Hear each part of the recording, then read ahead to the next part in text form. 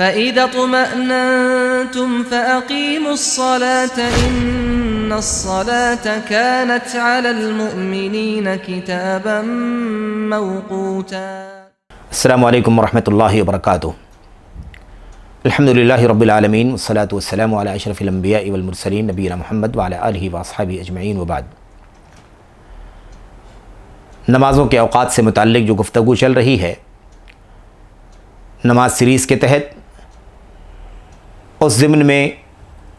ہمارے سامنے اس وقت عشاء کی نماز کا وقت ہے۔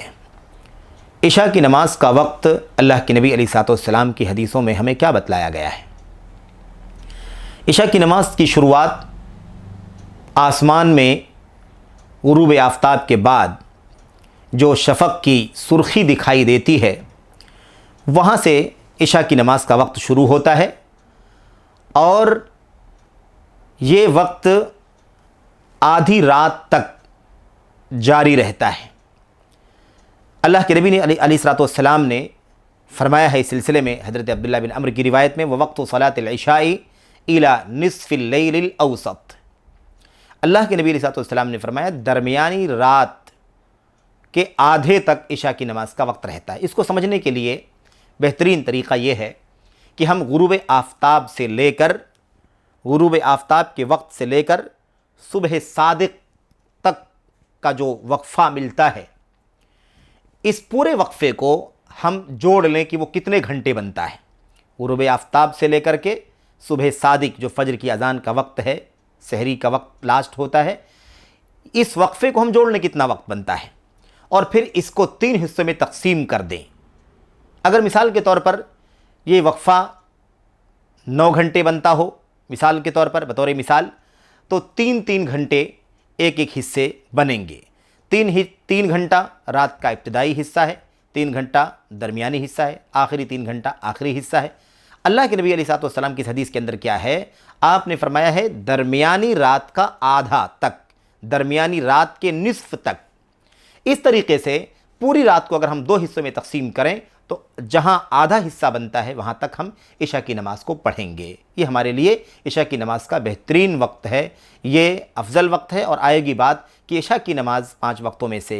ایک عشاء کی نماز کا وقت ایسا ہے جس کو تاخیر کر کے پڑھنا افضل ہے۔ اول وقت میں پڑھنا بلا شبہ درست ہے، صحیح ہے، لیکن اس کو جس قدر تاخیر کی جائے اپنے وقت میں افضل اور بہتر ہے۔ اللہ کے نبی علیہ السلام کی حدیثوں سے اس بات کا پتہ چلتا ہے۔ یہ اس کا بہترین اور مناسب وقت ہے، افضل وقت ہے۔ گنجائش کا وقت جس کو کہا جاتا ہے، اضطراری وقت جس کو کہا جاتا ہے، وہ صبح صادق تک ہے۔ صبح صادق سے پہلے تک عشاء کی نماز کو پڑھا جا سکتا ہے، لیکن یہ اضطراری وقت ہے، یہ مجبوری کا وقت ہے کہ کسی وجہ سے اگر کسی کی نماز اس قدر مؤخر ہو گئی ہو کہ درمیانی رات سے پہلے آدھی رات سے پہلے اس نے نہ پڑھا ہو، تو اس کے بعد بھی اسے اس بات کی گنجائش دی گئی ہے کہ وہ نماز پڑھ لے عشاء کی۔ ورنہ اول وقت سے لے کر کے جو اس کا آخری وقت ہے، بہترین آخری وقت،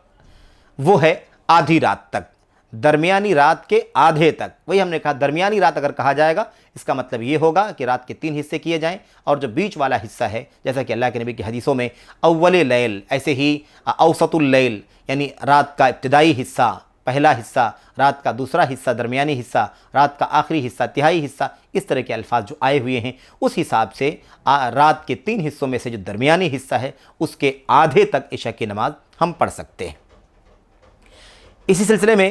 نبی کریم صلی اللہ علیہ وسلم کی وہ روایت بھی ہے حضرت جابر بن عبداللہ رضی اللہ تعالیٰ عنہ کی، نبی کریم صلی اللہ علیہ وسلم کی جو امامت جبریل علیہ السلام نے فرمائی تھی، اس میں یہ ہے کہ عشاء کی نماز کے وقت حضرت جبریل تشریف لائے اور اللہ کے نبی علیہ السلام کو عشاء کی نماز پڑھائی، حین غاب الشفق، اس وقت نماز پڑھائی، اول وقت بیان کیا جا رہا ہے، اس وقت نماز پڑھائی جب شفق غائب ہوا، یعنی مغرب کی نماز کا جو آخری وقت تھا،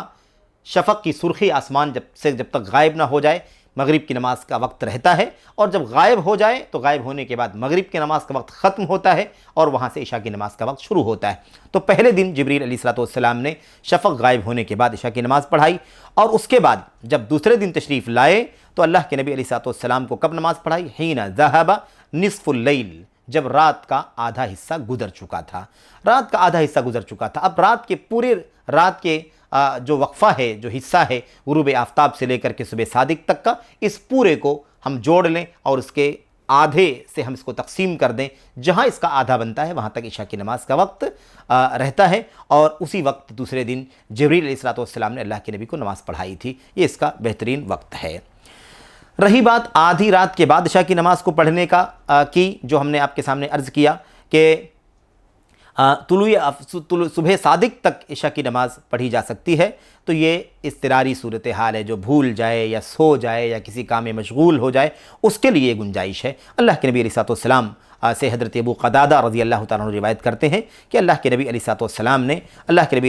ایک حدیث کے اندر ارشاد فرمایا ہے، اما انہ لیس فی النوم تفریط وانما التفریط علی من لم یصلی الصلاة حتی یجیء وقت الصلاة الاخرى فمن فعل ذلك فلیصلیها حین ینتبہ لها۔ اللہ کے نبی علیہ السلام کی اس حدیث کے اندر یہ بتلایا گیا ہے کہ سونے میں کوتاہی نہیں ہے، بلکہ اصل کوتاہی تو جاگنے میں ہے۔ اس قدر کوتاہی کوئی آدمی کرے جاگتے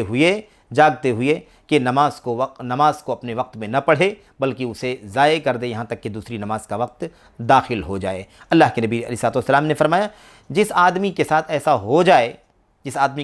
ہو جائے اسے چاہیے کہ جب وہ سو کر کے بیدار ہو وہ نماز پڑھ لے۔ تو اس سے پتہ چلتا ہے کہ اللہ کے نبی علیہ السلام نے اس بات کی گنجائش رکھی ہے کہ جس آدمی کو نماز کا نیند کا عذر ہو یا کوئی اور مشغولیت ہو، کوئی مسئلہ ہو، اس کے لیے گنجائش ہے کہ وہ اٹھے اور نماز پڑھ لے، اور ظاہر سی بات ہے کہ یہ گنجائش اسی وقت تک رہے گی جب تک کہ دوسری صبح صادق نہ آ جائے، اس وقت تک عشاء کی نماز کا وقت باقی رہتا ہے۔ البتہ افضل اور بہتر، اب عشاء کی نماز میں افضل کیا ہے؟ عشاء کی نماز میں افضل یہ ہے کہ عشاء کی نماز کو تاخیر سے پڑھا جائے، وقت میں تاخیر سے پڑھا جائے، یعنی آدھی رات تک اس کا اصل وقت ہے، اس سے پہلے تاخیر سے پڑھا جائے، یہ اس کا بہترین وقت ہے، جب تک کہ امت کو اس میں مشقت نہ ہو۔ چونکہ مشقت ہے تو اسی لیے اللہ کے نبی علیہ السلام نے اس کو واجب نہیں قرار دیا ہے، بلکہ اس کی فضیلت بیان کر کے اللہ کے نبی نے امت کے لیے چھوڑ دیا ہے کہ یہ فضیلت ہے، جو کر سکتا ہو وہ کرے، ورنہ کوئی حرج نہیں کہ اس سے پہلے اول وقت میں پڑھ لے۔ تو افضل یہی ہے۔ حضرت عائشہ صدیقہ رضی اللہ تعالیٰ عنہ بیان فرماتی ہیں، اس سلسلے میں عملی جو اسوہ ہے نبی کریم صلی اللہ علیہ وسلم کا، کہ اللہ کے نبی علیہ السلام کے بارے میں فرماتی ہیں، اعتم النبی صلی اللہ علیہ وسلم یا اعتم النبی صلی اللہ علیہ وسلم ذات لیلۃ حتی ذہب عامۃ اللیل۔ ایک شب نبی کریم صلی اللہ علیہ وسلم نے عشاء کی نماز پڑھی اس وقت جب رات کا زیادہ تر حصہ رات کا گزر گیا، حتی نام اہل المسجد، یہاں تک کہ مسجد والے سو گئے۔ پھر اس کے بعد اللہ کے نبی علیہ السلام تشریف لائے اور آپ نے پھر لوگوں کو بیدار کیا اور نماز پڑھائی عشاء کی، اور اس کے بعد آپ نے امت کے سامنے یہ اسوہ رکھا۔ آپ نے کہا، انہ لوقتھا، یہی وقت ہے فضیلت کا عشاء کے لیے، نماز عشاء کا فضیلت کا وقت یہی ہے، لولا ان اشق علی امتی، اگر میں اپنی امت کے لیے دشوار نہ سمجھتا تو یہی اس کا اصل وقت ہے، یعنی دشوار نہ ہوتا تو وقت یہی ہے فضیلت کا، لیکن چونکہ دشوار ہے اس وقت سب کو اٹھنا،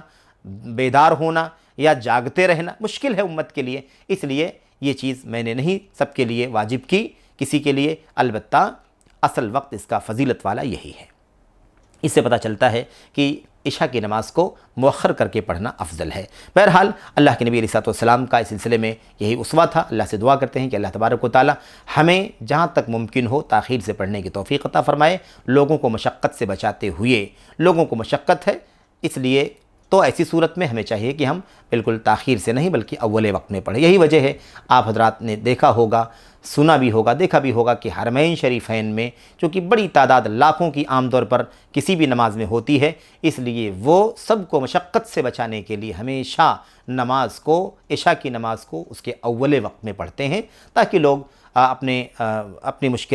لوگ مشکل میں نہ پڑیں، جاگنے کی مشقت نہ ہو یا بیدار ہونے کی مشقت نہ ہو، بلکہ لوگ نماز پڑھ کر کے فارغ ہو جائیں اور پھر اپنے کاموں میں مشغول ہو جائیں۔ اس کے پیچھے یہی حکمت ہے۔ اللہ سے دعا کرتے ہیں کہ اللہ تبارک و تعالی ہمیں سب لوگوں کی مصلحتوں کا خیال کرتے ہوئے افضل پر چلنے کی توفیق عطا فرمائے۔ آمین یا رب العالمین۔ السلام علیکم ورحمۃ اللہ وبرکاتہ۔